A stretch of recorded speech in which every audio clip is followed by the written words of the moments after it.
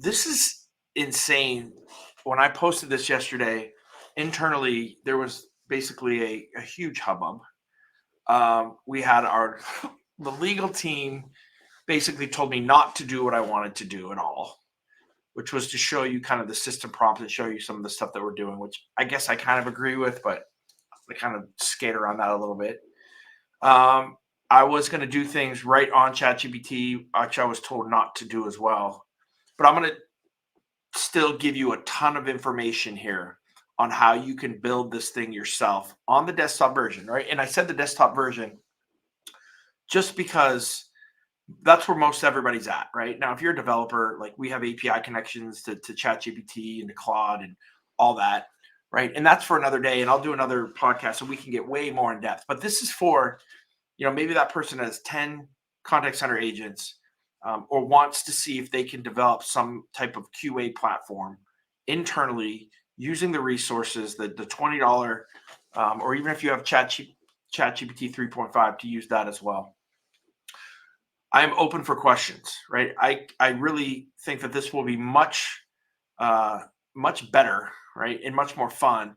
If any of you guys have questions on what I'm talking about, if there's something specific you want me to talk about, I might be able to talk more than I'll show, but I will definitely talk it. I have all of our prompts. I have everything right here. So if there's anything specific that you want, I'm more than happy to help. The other thing is my microphone stinks.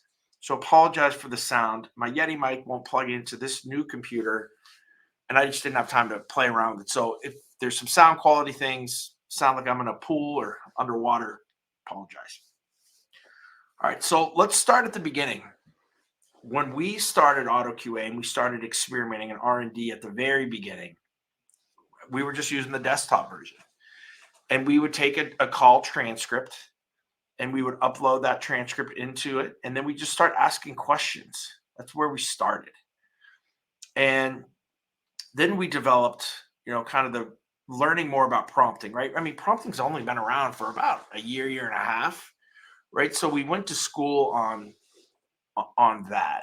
And what are some of the things that help to make things more consistent and make things better, right? So the first thing is how we have this set up is we created a system prompt, which is basically the prompt that tells ChatGPT what it is. How do we want the outputs? It kind of gives the instructions, right? And then we got into the asking questions and prompting for those questions, right? So, there's really four main pieces to this, right? A system prompt that we'll talk about. There's your form or the questions that you're asking with we call it the context, but it's basically the prompt for that question. You have the full call transcript. And then I guess it's kind of part of the system prompt, but the output that we're looking for that we want. So the first thing is you pull up your ChatGPT, and I can kind of give you this. I think this is pretty basic. You are the head of quality assurance for a contact center. You oversee answering questions for quality and compliance using the score provided system to assign scores. You will examine the attached transcript to get the answers, right? Everybody can figure that out. That's not proprietary anything. But then you start to think about how do you want this thing to look, right? So we're using different outputs.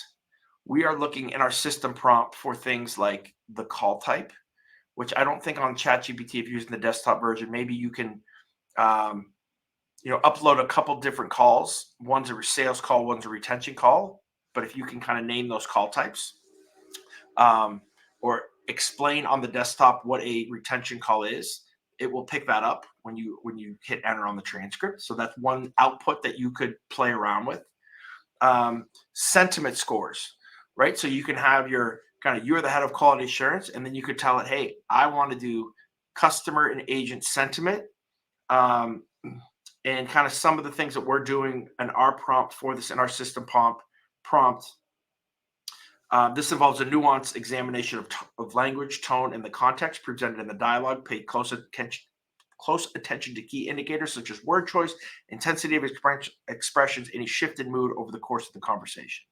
And there's much more to that with what is positive, we define what is negative, and just kind of define sentiment.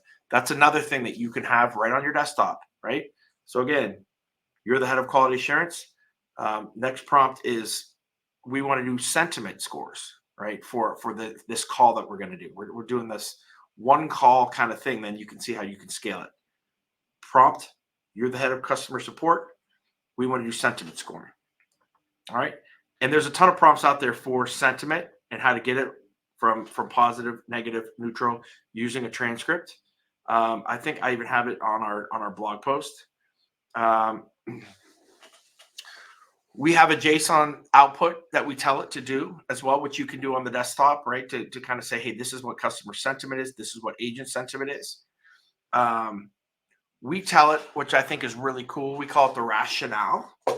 So we say things like, hey, you will explain the rationale for all of the questions, regardless of the answer, right? So we tell ChatGPT to basically tell us why it scored, tell Otto why it scored, how it scored. And you can make those things as robust or as small as you want, right? You can keep it like under 40 words. You can say, hey, pull the exact part of the transcript where this was said for each of your questions, right? So you're layering this thing, right? For what is important in your contact center. And again, I'm doing this for somebody who has very little IT expertise. But let's keep going back to this, right? Building this kind of hamburger, right? You have that you're the head of quality assurance or the head in a contact center. Let's talk about sentiment. Let's build a sentiment prompt in there. Let's talk about the rationale. We want to know why, when ChatGPT scores something, what is the reason? Why did it say yes? Why did it say no? I think that's really, really important.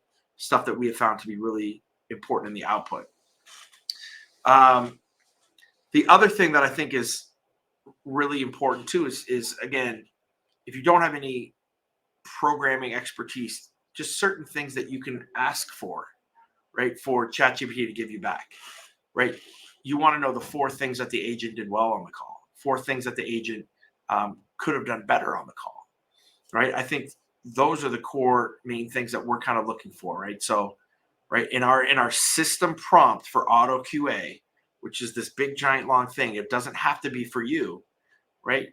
You're just, again, you're telling it who it is. Let's do a system sentiment prompt. Let's talk about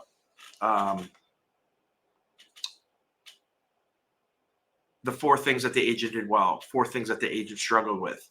And then everybody's paying more for auto summarization, right? Ask it to give you the full call summary there as well. So on your kind of ChatGPT, your internal system prompt that you're utilizing, and this is something that you can use a personal GPT use that as your system prompt if you want to kind of look to scale this a little bit. It's still going to be a crazy manual process, and you're going to have not great outputs, but it's going to give you the general gist of what's happening on calls. We're looking for sentiment scores, the overall score of the call, 4 things that the agent did well, 4 things that they kind of struggled with, the full call summary, and then we get to the actual questions. So how we found the best way to break this up is to tell ChatGPT, even on your desktop,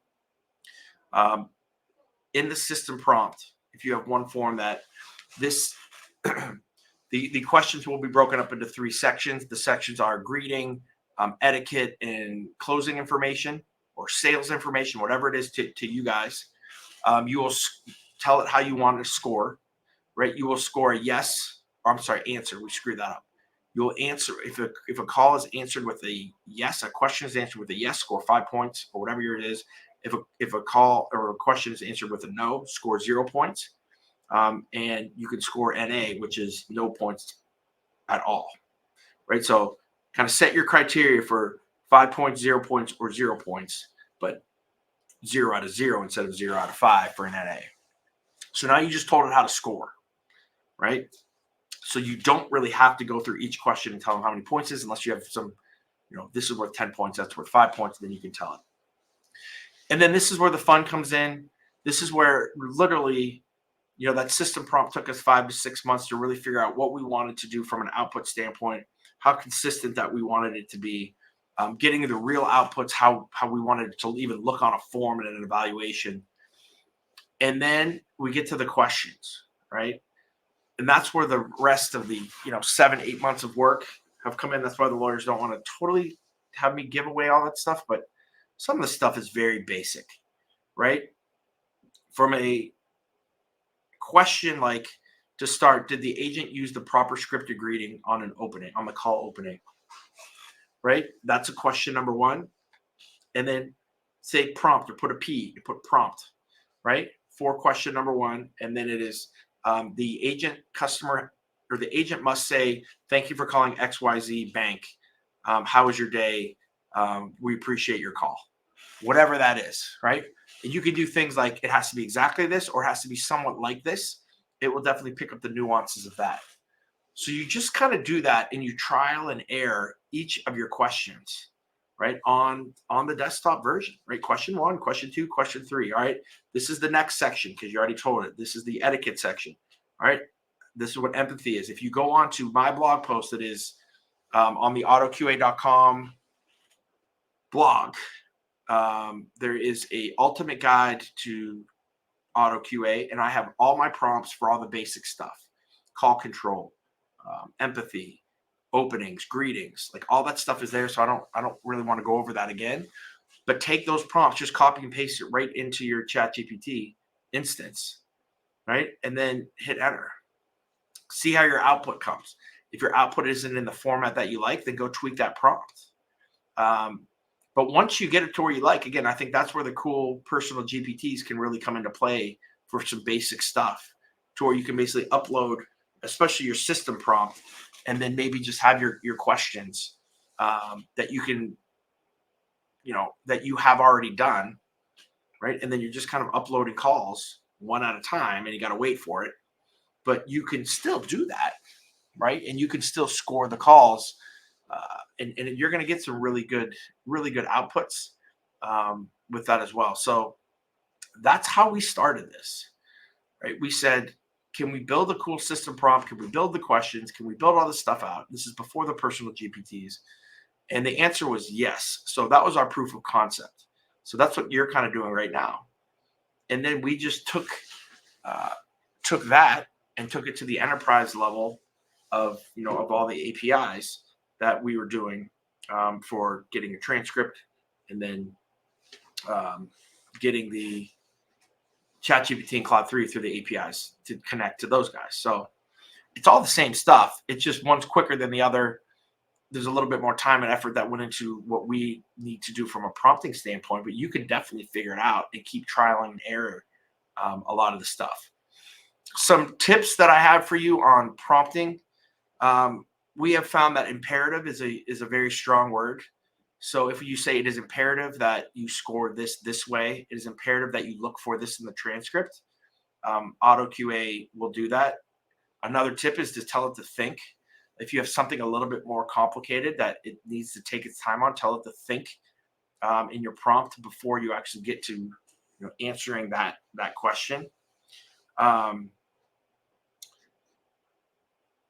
We found that, again, the structure of it is important, right? So for smaller type prompts, having a paragraph is fine, right? But if you get to a longer prompt, having it in the order, having it almost in a checklist, definitely gave us more consistent and gives us much better results. The other thing is, Otto does, and the models do a great job with keywords and finding specific things, but don't think that way. Think much bigger. Like if you look at the empathy prompt that I have on the blog post, it's basically saying, look for any instance that there was a struggle with the customer, where they had a pain point, and then make sure that the agent responded to that in a way that made the call better, made the agent experience better, or customer experience better. So those are some things that I think you can really play with. And this is a great exercise to not only get better on the prompting aspect of using AI, but to start to really look deeper into your calls, right? And it's not that hard. It's not that difficult. Doing it at scale and having reporting and doing a lot of different things is a little bit more difficult, right? But at its core, right? Anybody who's really using a large language model is pretty much just building something on top of it and using that as the brain, so that a human being doesn't have to do anything. So when I hear, you know, all auto QAs are doing is writing prompts, that's true. But good luck trying to figure it out to get really consistent, better than human being data. I just talked to um, Mark Bernstein from Balto, right? They have I believe he said 96 or 97.5% accuracy is what their standard is compared to a human, which is 2.5% better than what a human being can score. So to get to that level, and I think we are right there with Otto as well. It takes a lot of work to figure out, what are the consistencies of this thing. But at its core, it's just how good at prompting are you? How good are you to really know the data that you have? Here's the other thing too. Think about this, right? You can start to use this thing to not just QA your agents, but start to ask questions of the data. Upload 5 transcripts and start questioning it. Start asking, hey, what percentage of these customers are, you can upload more than 5. Let's say you upload 15 chat transcripts, call transcripts, and start querying things off of it. What percentage of the customers called were irritated? How many specific customers thought the product was too expensive? And you can start to kind of build that, see how many you can get, and start to learn more off of your data as well. You can do a ton of that stuff with your personal GPTs too, of uploading a ton of different data and then querying off that data. So there's so much you can do internally to build some things out yourself. Even a very basic team can do some really cool things with the technology of today. But again, if you're that person that just wants to kind of play around and try to figure out some really cool ways to just start to score calls, and again, I think that this bridges to other opportunities within the contact center as well, because a lot of the things kind of match up. But I think for the core of this, let's start to build your system prompt. Find out what things you want to know, right? Do you want to do sentiment? Do you want to do things that the agent could have done better? Things that the agent struggled with? Do you want to summarize the call? Making sure that we're giving the answers back of why it scored, and then have your questions, have your personal prompts for each question, and start playing with it. And I think you'll get some really good results. And then take it to the next step is get your personal GPTs involved, do it a little bit more at scale. And then, if you want to see a demo of what we're doing totally at scale with API connectivity built to get transcripts from an audio standpoint, and also to multiple large language models, I'll be more than happy to kind of show you that and how that works. And then, using specific outputs to create forms and then reporting on top of that, right? It's a process to do, but I think at its core, anybody can start to play with this and start to get some results, at least on a smaller scale for calls. So if there is no questions on that, as your guys are listening to this, please DM me if you have anything that you want specific answers to. Be more than happy to help. But I hope that was kind of cool and kind of gives you a little bit of insight into how this works.